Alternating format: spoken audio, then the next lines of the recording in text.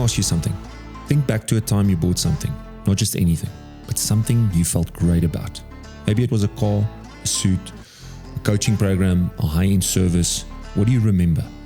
How did that person sound when they spoke? What did they look like? Were they sharp, dialed in? Would you smell their cologne? Did they give you confidence? Or did something feel off? Here's the truth. You don't buy with logic. You buy with your senses. And today, in this episode, I'm going to show you how to double your sales by activating the 5 human senses in every pitch, every presentation, and conversation that you have. If you understand this, you'll not only become a better closer, you'll become unforgettable. Right up next.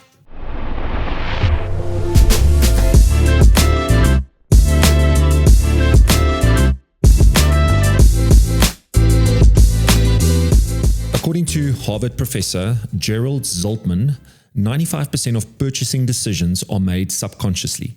That means people are buying with emotion, instinct, and sensory input and justifying it later with logic. A study by Martin Lindstorm, he's the author of Biology, he found that brand-related smells increased positive feelings by 65%. Research by the Journal of Consumer Psychology shows that touch and feel increases perceived value of products by up to 24%. And get this, voice tonality alone can increase trustworthiness by 38% even before the content is processed. What does this tell you?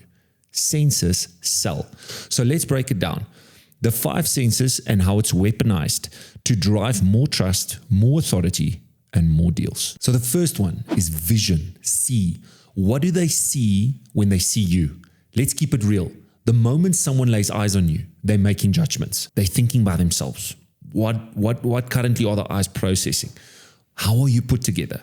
Or do you look like you've just rolled out of bed? You just came from gym. Are your slides polished? Is your proposal sleek and buttoned up? People buy results, and results have a look. Do you walk in the room like you belong there? Do your eyes and attire say, trust me?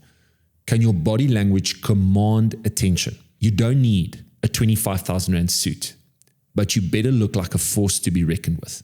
And if you don't know how to dress, go on social media, look for styles and fashion pages that you can follow to help you dress and to help you look professional. Because in sales, your first impression, how you look, is the first form of credibility. The second one is feel. And this is, how do you make them feel? Maya Angelou said it best. People will forget what you said, but they'll never ever forget how you make them feel. And when you speak, do they feel seen? Do they feel heard? Do they feel like they matter, like they're the only person in the room? You make them feel confident when you say, I've done this before. Here's proof. I've met with one of these clients before. You are not the first person to deal with this issue. Let me walk you through our process. You make them feel safe when you say, here's a testimonial from someone just like, exactly like you, the exact same issues.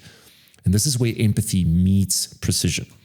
If your proposal doesn't feel trust, they won't buy.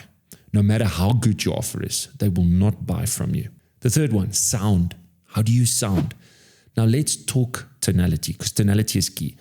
Your voice is an instrument. As a matter of fact, it's your instrument that will put you through to the subconscious of the client. If your sound is insecure, rushed, or scattered, people feel it immediately. Do you sound like an expert or an amateur? Are you calm, in control? Do you know when and how to pause?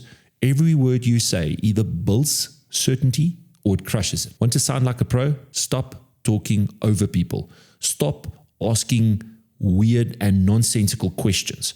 And for the love of business, stop using buzzwords that confuse your clients. Jargon, technical terms, stop it. It will confuse the buyer, and a confused buyer will never buy from you. Break things down simple. Simplicity is key when you talk. Very, very important. The fourth one is taste. What do you leave behind? What taste in this context is all about is tact, class. How do you make people remember you? Do you leave a good taste in their mouth or a bitter one, an awful one? Are you respectful for their time? Do you follow up with value, or just ask, hey, did you see my email? Rather follow up with value and say, just a courtesy follow-up. Are you polished in your messaging, or are you sloppy? ChatGPT and AI has made it so easy to get great content and to get great messages out there. Gentlemen doesn't mean soft. It means respectful, disciplined, on point. If they feel like you're pushy, sleazy, or needy, that bad taste lingers. But if you follow up with precision, you leave them wanting more. And the final and last one is smell. Probably one of the most important ones. Smell matters. It may sound funny, but it's real. Smell is directly tied to the memory and emotion. Study shows that people can remember smell with 65% accuracy after 1 year, compared to only 50% of visuals after 3 months. If you are in person, wear cologne that's tasteful but not overpowering. If you bring someone into your office, if you bring them into your environment, what does the space smell like? Clean, crisp, professional, scent? Or does it smell like leftover takeaways from 2 days ago? In person or not, your scent is your vibe. And that vibe sticks. So imagine you started today auditing the sensory part of your engagement. What people see, how you make them feel, how you sound, the taste you leave behind, and how you smell. If you want to be unforgettable, dial in your senses. Because when you sell with the full experience, you sell with skill. You don't just close the deal, you make them never forget you. And until next time, plan the plan.